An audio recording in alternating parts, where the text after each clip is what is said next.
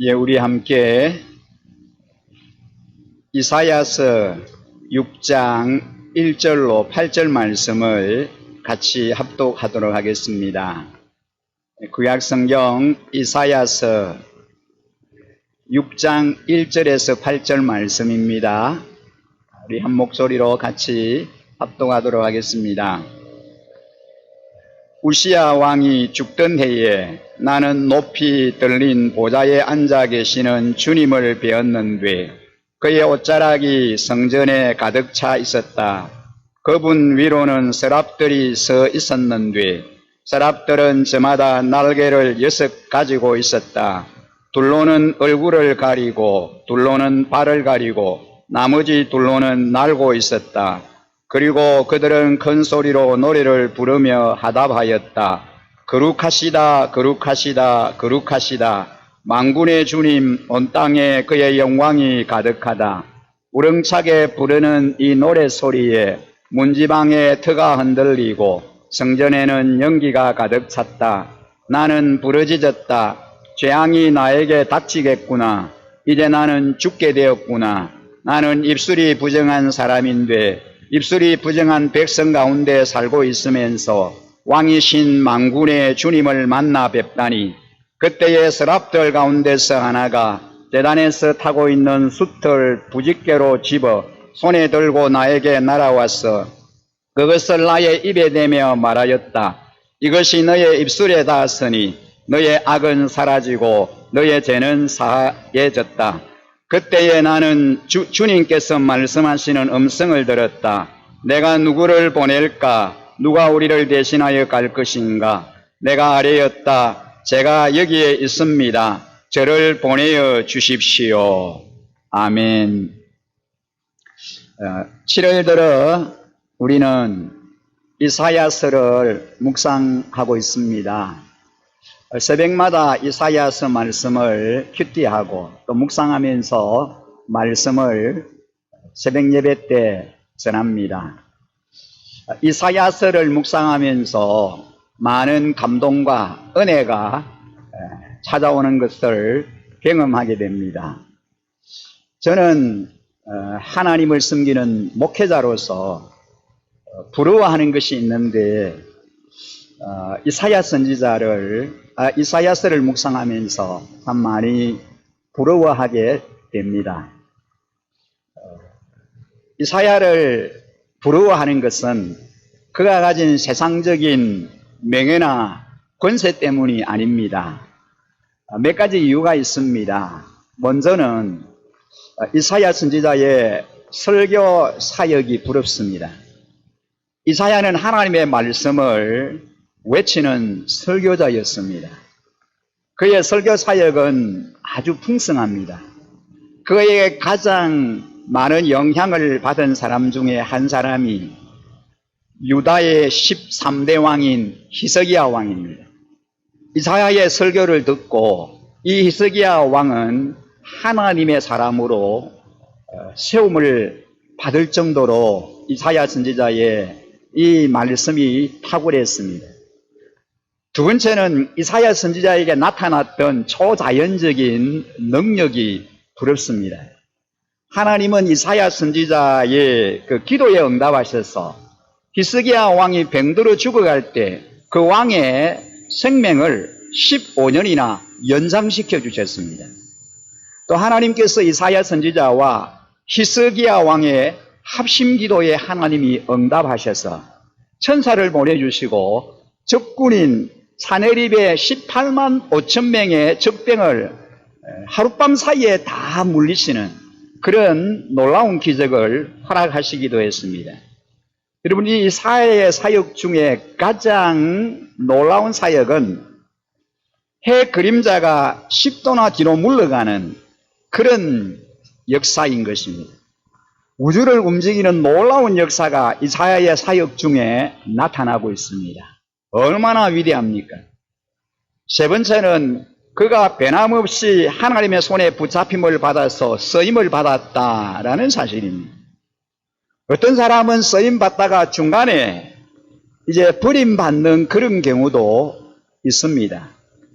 이사야 선지자는 자그마치 60년을 한결같이 하나님 앞에 귀하게 쓰임받았던 그런 선지자입니다. 여러분 얼마나 복된 삶입니까? 저의 간절한 소원이 있다면 하나님 앞에 끝까지 쓰임받는 겁니다. 주님께서 맡겨주신 이 사역 마지막 종점까지, 마지막 순간까지 깨끗하게 주님 앞에 쓰임받는 바로 그것입니다. 오늘 예배의 자리에 나오신 우리 일신가도 여러분, 우리가 주님 앞에 아름답게 쓰임받는 자의 삶을 살기 위해서 오늘 이 본문의 말씀을 통해서 우리가 함께 은혜 받고 도전받는 시간이 되시기를 간절히 축복합니다. 오늘 예배의 자리에 하나님 앞에 나오신 우리 모든 성도님들 주님의 이름으로 환영하고 축복합니다. 여러분 오늘 왜 이 자리에 오셨습니까? 오늘 이 현장에 뭐 때문에 이런 아침부터 이렇게 나오신 것입니까? 편히 쉴 수 있는 휴일의 여유를 뒤로하고 왜 이 자리에 오셨습니까? 여러분들이 이 교회에 나오신 이유는 여러 가지 다양하게 이유가 있으실 겁니다. 저는 왜 오늘 이 교회에 제가 왔습니까? 설교하기 위해서요? 맞습니다. 하지만 그것이 오늘 이 주일날 제가 교회에 나온 첫 번째 이유, 근본적인 이유는 아니다라는 것입니다. 저와 여러분들이 오늘 이 교회 예배당에 나오신 것은 하나님을 예배하기 위해서, 하나님께 예배드리기 위해서 나오신 줄 믿습니다. 우리 모두 교회에 나온 첫 번째 이유는 하나님을 예배하기 위해서입니다. 우리가 교회에 오는 것은 살아계신 하나님을 예배하고 그분에게 영광 돌려드리기 위해서입니다. 그분을 찬양하고 그분에게 받은 그 은혜를 감사하면서 그 하나님의 말씀을 경청하고 그 하나님과 인격적인 만남을 갖기 위해서 우리는 이 예배의 자리에 나온 겁니다. 출애굽기에 보면은 하나님이 이렇게 말씀하셨어요. 내가 너희를 지성소에서 만나 주겠다. 그렇게 말씀하셨습니다. 지성소에 계신 그 하나님을 우리가 이 예배를 통해서 인격적으로 만나기 위해서 오늘 예배의 자리에 여러분들이 올라오신 줄 믿습니다. 그렇다면 이 자리에 아무런 생각이 없이 그냥 와서 앉아 있다가 그냥 돌아가시면 안 되지 않습니까? 매주일 예배하니까 대충 적당하게 이 예배 시간을 보내고 예배 시간, 예배의 자리에 나와서 앉았다가 가면 된다. 여러분 그렇게 생각하시면 안 되지 않습니까? 여러분들이 아무리 한 주도 빠지지 않고 매주일 교회에 왔다라고 할지라도 예배의 자리에 나왔다라고 할지라도 그렇게 의미 없이 예배의 자리에 앉았다 돌아가시면 그것은 참된 예배라고 말할 수 없습니다. 너무나 아까운 시간이지 않습니까? 우리가 예배자로 합당한 예배를 드리기 원한다면 예배를 통해서 발견해야 할 것들이 있습니다. 여러분 그것이 무엇입니까? 만약에 우리가 예배 가운데 그것을 발견한다면 저와 여러분이 드리는 이 예배는 하나님이 받으실 만한 향기로운 제사입니다. 하나님이 기뻐 받으실 만한 삶으로의 예배인 것입니다. 저는 오늘 이사야 말씀을 토대로 오늘 예배자가 발견해야 할 중요한 세 가지에 대해서 말씀을 함께 나누고 싶습니다. 그 중에 첫째로 예배자는 예배를 통해서 하나님을 발견해야 합니다. 누구보다도 우리의 예배를 받으시는 그 대상이신 하나님을 발견하는 예배여야 합니다. 여러분 우리가 오늘 읽은 본문 1절에 보면은 이사야는 우시아 왕이 죽던 해에 성전으로 나아갔다라고 본문이 시작됩니다. 이 우시아 왕은 유다를 52년간 다스렸던 강력한 왕입니다. 통치기간 동안 우시아는 하나님 보시기에 정직하게 행한 왕입니다. 그래서 유다는 부강했고 군사적으로 막강했습니다.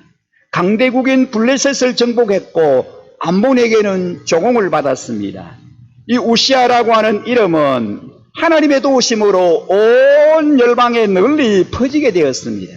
그런데 그런 우시아, 하나님 보시기에 정직했던 이 우시아가 나중에 교만해졌습니다.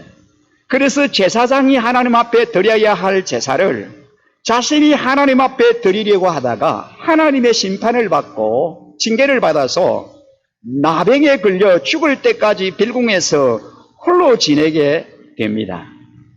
그 우시아 왕이 죽은 때가 오늘 본문의 배경입니다. 그렇게 지내다가 우시아 왕이 드디어 죽고 말았습니다. 이 우시아 왕이 죽으니까 나라에 위기가 찾아온 거예요. 여러분 1절에 우시아 왕이 죽던 해에 이사야 선지자가 성전으로 갔다 그랬습니다. 그래서 이사야는 나라의 미래를 걱정하면서 하나님의 뜻을 찾기 위해서 성전으로 올라간 것입니다. 위기 중에 성전에 기도하러 들어간 이사야 선지자는 위기 중에도 하나님이 그와 함께 하시는 것을 경험했습니다. 이사야에게 성전에서 전혀 예상하지 못한 일이 일어났습니다. 하나님 앞에 기도하기 위해서 성전을 찾았는데 성전에 이사야가 들어갔을 때 상상도 못했던 놀라운 일을 그가 목도하게 된 것입니다. 이사야는 높이 들린 보좌에 앉으신 하나님을 보았습니다. 비록 지금까지 유다 나라를 다스리고 그 나라를 부강하게 했던 이 땅의 왕, 백성들이 바라보며 의지했던 왕 우시아는 죽어버렸습니다. 이제는 그 우시아를 의지할 수 없습니다. 그들을 안전하게 했고 행복하게 해주었던 그 유대의 왕인 우시아는 이 땅에 없습니다. 그래서 국가적인 그리고 전체적인 위기가 그 나라에 도래한 것이지요. 그럼에도 불구하고 하나님은 여전히 하늘 보좌에 앉으셔서 유다뿐만 아니라 모든 나라를 다스리고 계셨습니다. 이사야는 바로 그 왕을 성전에서 보게 된 겁니다. 참 왕이신 하나님을 그가 보았던 것입니다. 이사야가 본 하나님의 모습은 어떠했습니까? 그분은 높은 보좌에 앉아 계셨습니다. 위엄을 상징하는 옷자락은 성전에 가득했습니다. 그리고 서랍이라고 하는 특별한 천사들이 하나님의 보좌 앞에서 큰 소리로 서로 부르며 하답합니다. 거룩하시다, 거룩하시다, 거룩하시다, 만군의 주님, 온 땅에 그의 영광이 가득하다라고 노래하기 시작합니다. 여러분, 서랍들이 거룩하시다라고 하는 말을 3번이나 반복하고 있습니다. 그것은 정말 지극히 거룩하시다라는 뜻입니다. 더 이상 비할 데 없이 완전하게 거룩하시다라는 의미입니다. 정말 진짜로 완전히 거룩하시다라는 겁니다. 거룩하다라고 하는 말은 기본적으로 구별된다, 다르다라고 하는 그런 의미입니다. 하나님은 사람과 완전히 구별되는 분이십니다. 완전히 다른 분이십니다. 인간과 완전히 차별되는 거룩한 분이십니다. 여러분 믿으십니까? 하나님은 바로 그런 분이십니다.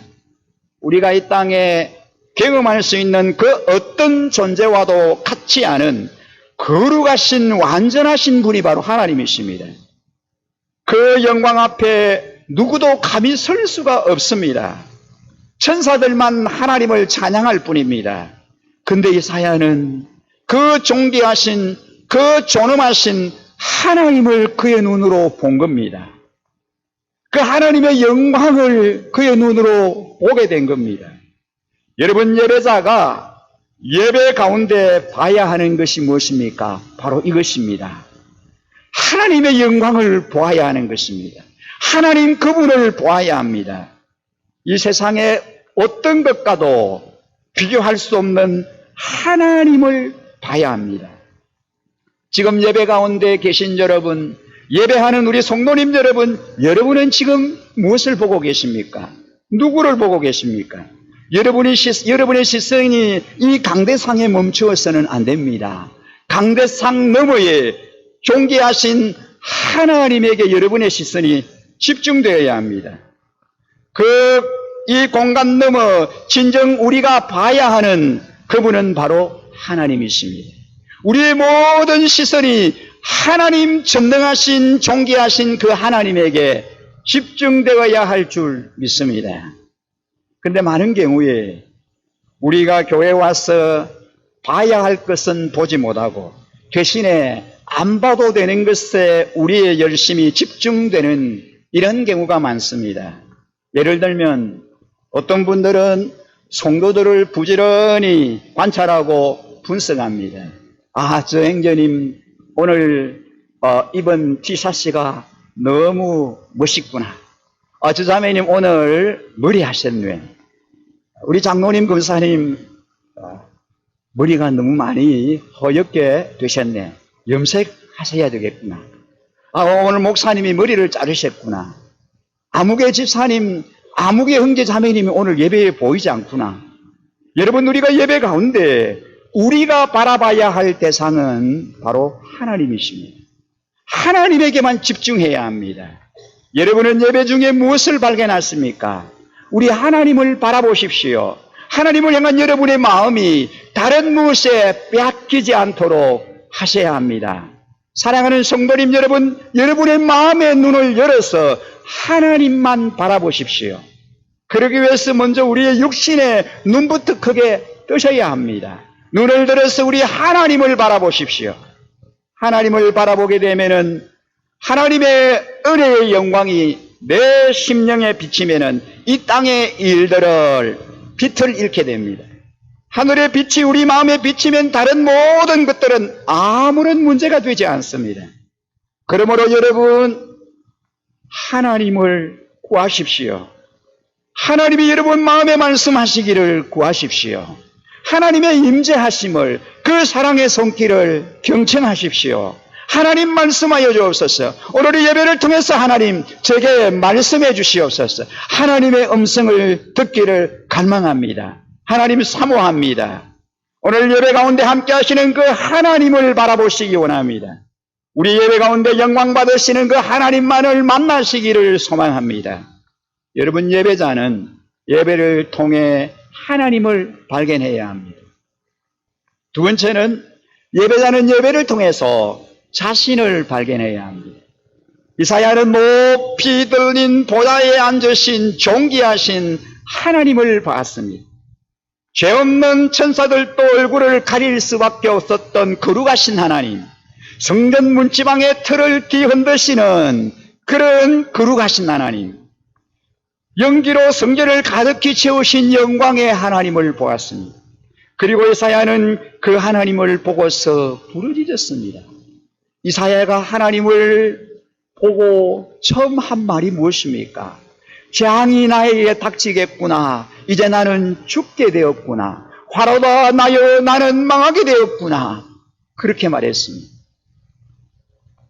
그 당시에 죄인이 거룩하신 하나님을 대면하면은 살아남을 수가 없습니다. 영광스러운 하나님을 만난 이사야 선지자는 그래서 이제 나는 죽었다. 이제 나는 죽게 되었구나. 화로다 나여 나는 망하게 되었구나. 라고 부르짖었습니다. 이사야는 하나님을 봤다고 의시되면서 자랑하지 않았습니다. 나는 이렇게 하나님을 보았다라고 하는 그런 글을 쓰지도 않았습니다. 내가 본 하나님이라는 제목으로 사람들에게 간증을 하지도 않았습니다. 그는 자신의 죄악과 자신의 무가참을 한탄하면서 부르짖습니다. 그는 자신의 너무나 흠을 많은 죄인된 모습을 거룩하신 하나님의 존전에서 바라보면서 이제 하나님 앞에 울부짖고 있습니다. 참된 예배자는 하나님 앞에서 고개를 들지 못합니다. 자기가 잘났다고 떠들지 못합니다. 참된 예배자는 하나님 앞에 무릎을 꿇고 엎드립니다. 자신의 죄악과 여자감과 무가치함에 가슴을 치며 애통합니다. 그는 감히 하나님의 용서를 구하기조차도 어려워합니다. 왜냐하면 하나님은 너무나 거룩하시고 영광스러운 분이시기 때문입니다. 그 존귀하신 영광스러운 주님의 그 모습을 그가 목도하고는 그는 어찌할 바를 몰라 합니다. 그 눈부신 빛 안에서 너무도 비천한 자신의 모습을 발견했기 때문입니다. 마치 햇볕이 이곳에 들어왔을 때 지금 우리 눈에 보이지 않는 먼지들이 밝히 드러나 보이는 것처럼 하나님의 영광의 빛 안에서 우리는 우리 자신의 실체를 볼 수 있습니다.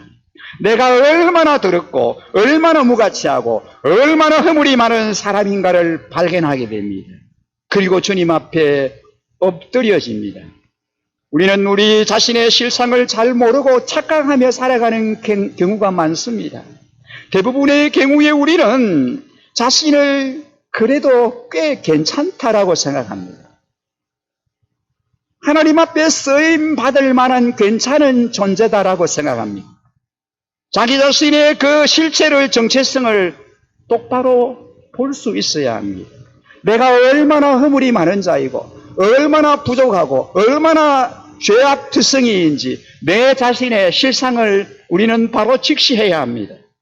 우리가 예배 가운데서 하나님의 영광과 그분의 거룩하심을 직면하게 되면은 한낱 피조물뿐인 우리는 내 자신의 무가치함을 발견하고 하나님 앞에 엎드려질 수밖에 없습니다. 이사야처럼 하나님 앞에서 놀라고 떨며 엎드려집니다. 하로다 나여 망하게 되었도다. 이제 나는 하나님 앞에 죽었구나 라고 고백할 수밖에 없습니다. 주님의 제자 베드로처럼 나사렛 예수 그리스도를 인격적으로 만났을 때 그는 어떻게 했습니까? 주님 앞에 엎드리면서 주여 나를 떠나소서 나는 죄인입니다라고 그렇게 고백했습니다.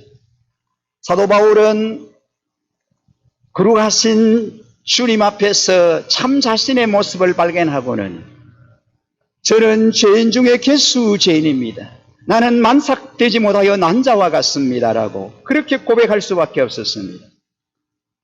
이 죄인이 거룩하신 하나님 앞에 어떻게 설 수 있겠습니까? 그런데 놀라운 것은 그런 예배자를 하나님께서 받으십니다. 자신의 죄악 때문에 아파하고 떨며 두려워하는 상하고 부서진 마음을 가진 그 예배자에게 하나님께서 다가가셔서 그의 죄를 사하시고 그에게 자비를 베푸십니다. 입술이 부정하다고 고백한 이사야의 그 입에 하나님의 천사가 숯불을 가져와 그의 입술에 대었습니다. 하나님이 그를 정결하게 하셨습니다. 여러분, 우리가 주님 앞에 애통한 마음으로 자신의 죄를 고백하며 나올 때 주님은 우리를 회복시켜 주십니다. 하나님은 가시적인 거짓으로 자신을 꾸미는 예배자를 원치 않으십니다. 그런 사람은 하나님께 예배드릴 수조차 없습니다. 하나님은 깨어지고 낮아진 마음을 원하십니다. 그래서 다윗은 이런 고백을 하나님께 드렸습니다. 시편 51편 17절에 보면 하나님께서 원하시는 제물은 찢겨진 심령입니다. 오 하나님, 주님은 찢겨지고 짓밟힌 마음을 멸시하지 아니하십니다. 깨어진 마음, 아파하는 마음으로 하나님께 나아가야 합니다. 주님, 우리가 상하고 애통하는 마음으로 주님께 나왔습니다. 여러분이 그런 마음으로 하나님께 나아간다면 하나님께서는 절대로 여러분을 멸시치 아니하십니다. 우리로 하여금 하나님의 한없는 은혜로 감격하게 하시며 십자가의 능력으로 구원의 기쁨을 새롭게 회복시켜 주십니다. 우리를 더 열정적이고 더 순수한 예배자로 회복시켜 주십니다. 하나님은 더러운 죄인이었던 이사야를 정결하게 회복시켜 주셨습니다. 부정하였던 그의 입술을 정결하고 거룩하게 해주셨습니다. 하나님은 부족하고 더러운 우리를 깨끗하게 만드신 후에 그리고 우리를 사용하십니다. 우리 주님은 깨끗한 그릇을 사용하시는 분이십니다. 금그릇, 은그릇보다도 깨끗한 그릇을 주님은 즐겨 쓰시는 분이십니다. 그래서 주님께 우리가 쓰임받기 원한다면 우리는 정결하고 깨끗한 마음을 가져야 합니다. 자신의 내면과 속사람을 살펴야 합니다. 예배자는 하나님을 발견하고 동시에 자신을 발견합니다. 마지막으로 예배자는 예배를 통해 사명을 발견해야 합니다. 여러분, 우리가 읽은 본문 8절 말씀, 오늘 우리 함께 같이 읽겠습니다. 8절 말씀을 우리 한 목소리로 같이 읽도록 하겠습니다. 그때에 나는 주님께서 말씀하시는 음성을 들었다. 내가 누구를 보낼까? 내가 우리를 대신하여 갈 것인가? 내가 아래였다. 제가 여기에 있습니다. 저를 보내어 주십시오. 아멘. 이사야는 유다의 정치적, 영적 위기 상황 속에서 사람을 찾으시는 하나님의 음성을 듣습니다. 내가 누구를 보낼까? 누가 우리를 위해서 갈까? 하나님은 지금도 사람을 찾고 계십니다. 누가 이 깨어지고 아파하는 세상에서 내 사랑을 전할 수 있을까? 누가 우리를 위하여 갈까? 누가 내 일을 감당할 수 있을까? 이사야는 제가 여기 있습니다. 저를 보내주옵소서. 그렇게 자원했습니다. 그런 하나님의 사명에 자신을 기꺼이 드렸습니다. 죄인을 깨끗하게 하시고 무너지고 상한 마음을 세우시는 하나님의 은혜를 경험했기 때문에 주님, 제가 여기 있습니다. 저를 보내주십시오. 주님의 뜻대로 저를 사용해 주십시오라고 그는 반응했습니다. 여러분, 죽어 마땅한 죄인인 나를 살려주셨는데 우리가 무엇인들 못하겠습니까? 그는 자신의 인생에서 분명하고도 새로운 사명을 발견했습니다. 하나님의 은혜를 경험하면 하나님이 주시는 그 사명에 헌신할 수 있습니다. 여러분 기억하십시오. 예배는 단순히 종교적인 예식도 감정적인 행사도 아닙니다. 우리가 은혜로운 찬양을 부를 때 마음에 감동이 옵니다. 때로는 눈물이 납니다. 우리가 기도를 드릴 때 감사하는 마음이, 감격하는 마음이 우리 안에 찾아옵니다. 우리가 말씀을 들을 때 마음이 뜨거워지면서 큰 도전이 일어납니다. 참 좋습니다. 당연히 그러해야 합니다. 하지만 그것으로 끝나면 그것은 부족한 예배입니다. 예배는 하나님이 우리에게 주신 사명에 대해서 헌신을 요구합니다. 우리가 아무리 감격한 목소리로 감동적인 내용으로 기도를 한다라고 할지라도, 아무리 기쁨으로 열정적으로 눈물을 흘리며 찬양을 부른다고 할지라도 하나님이 나에게 주신 그 사명을 외면한다면 그것은 제대로 드려지는 예배가 아닙니다. 주여, 제가 여기 있나이다. 저를 보내주옵소서. 이사야의 고백입니다. 그런데 우리는 어떻습니까? 세상의 문제를 봅니다. 교회의 필요를 봅니다. 다른 성도들의 어려움에 대해 듣습니다. 네, 잘 봤습니다. 잘 들었습니다. 네, 하나님 잘 알겠습니다. 그런데 목사님 보내십시오. 하나님 저 형제 저 자매를 보내십시오. 그리고 저는 아닙니다 라고 말합니다. 여러분, 농담처럼 들리겠지만 많은 분들이 그렇게 하고 있습니다.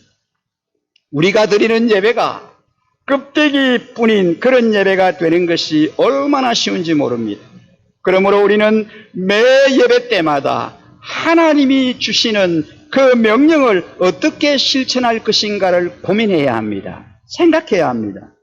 하나님께서 여러분에게 사명을 주셨습니다. 그 부르심에 응답하십시오. 그 사명에 반응하십시오. 그 명령에 순종하십시오.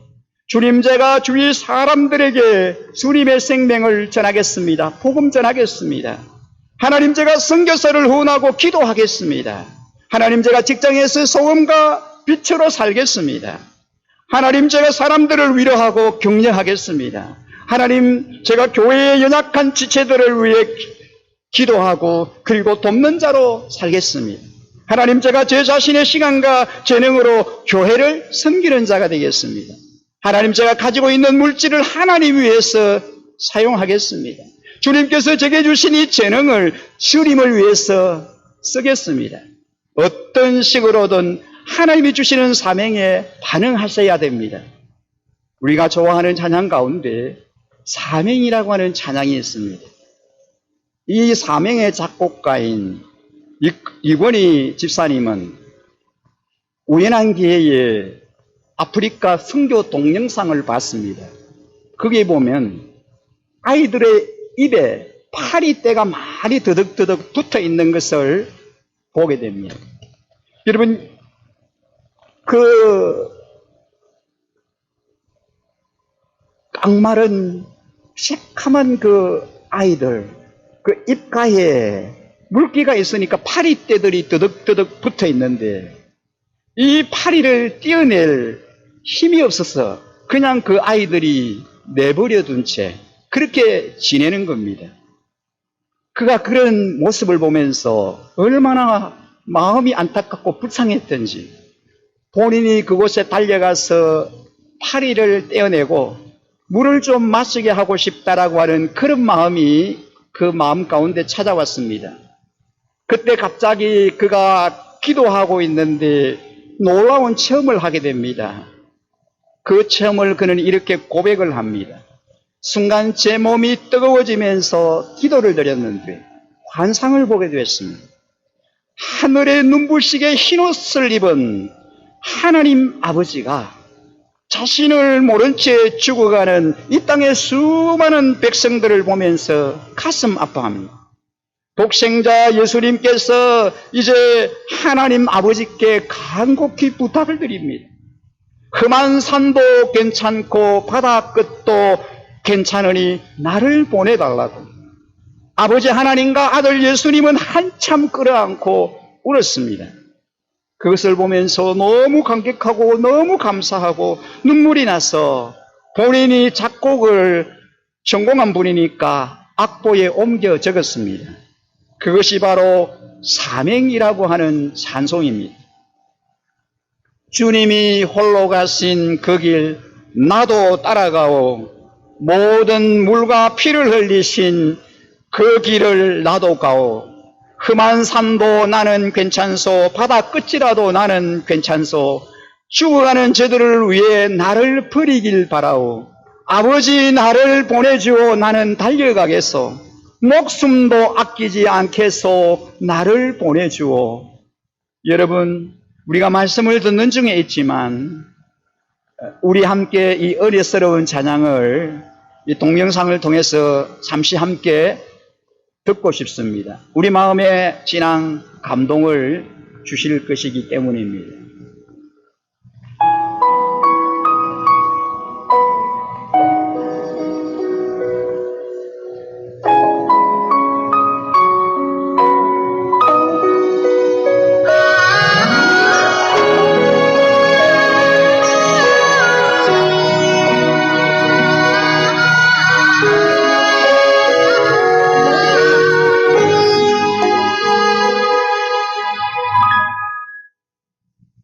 주님이 홀로 가신 그 길 나도 따라가오. 모든 물과 피를 흘리신 그 길을 나도 가오. 험한 산도 나는 괜찮소. 바다 끝이라도 나는 괜찮소. 죽어가는 저들을 위해 나를 버리길 바라오. 아버지 나를 보내주오. 나는 달려가겠소.